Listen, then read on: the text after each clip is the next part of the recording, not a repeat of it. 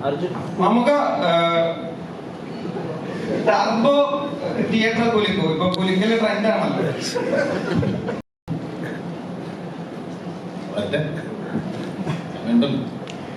രാഹുലിന് ഫേസ് ചെയ്തിരിക്കുന്ന അല്ലെങ്കിൽ ചലഞ്ചിങ് ആയിട്ടുള്ള ഒരു കുറച്ച് കാര്യങ്ങൾ എന്തായിരിക്കും പ്രമേയത്തില്?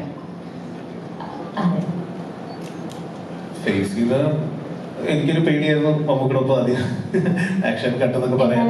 ഓൾറെഡി ഒരു ഹൊറർ ഫിലിം ചെയ്തതാണെങ്കിൽ പോലും മമ്മൂക്കയുടെ കൂടെ ആയതുകൊണ്ടും ബ്ലാക്ക് ആൻഡ് വൈറ്റ് ആയതുകൊണ്ടും കൂടുതൽ കാര്യങ്ങൾ ശ്രദ്ധിക്കേണ്ടതായിരിക്കുന്നു ഫിലിമില്. അപ്പൊ അതിൽ ഫേസ് ചെയ്തിരിക്കുന്ന ചാലഞ്ചസ് എന്തൊക്കെയായിരിക്കും? challenges ഉണ്ടാവും, എല്ലാ ഫിലിമിലും ചാലഞ്ചസ് ഉണ്ടാവും. But as long as you have a very good team, technical support, production house and actors who's very supportive, നമ്മളത് അറിയില്ല. ആക്ച്വലി ഓരോ ദിവസം കഴിഞ്ഞ് പോകുന്നത് നമുക്കറിയില്ല.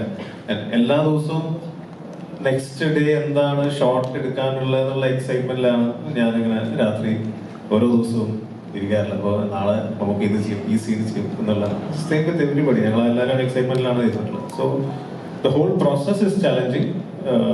അത് എങ്ങനെ എക്സിക്യൂട്ട് ചെയ്യുന്നു എന്നുള്ളതാണ്. സോ ഫോർ ദാറ്റ് നല്ലൊരു ടീമാണ്.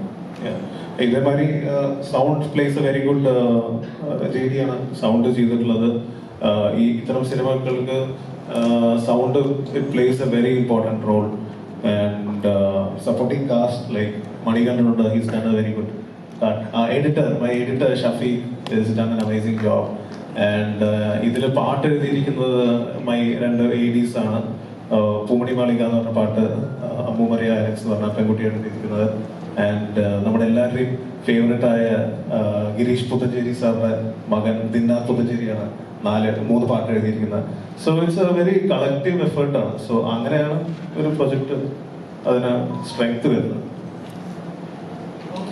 It's only female character in film. So ചോദ്യങ്ങൾ എന്തെങ്കിലും ചോദിക്കാം. അമൃത, ഇപ്പോ ഇതൊരു ഒരുപാട് നൂറ്റാണ്ടുകൾക്ക് മുമ്പുള്ള ഒരു കഥാപരിസരമാണ് ഇവിടെ.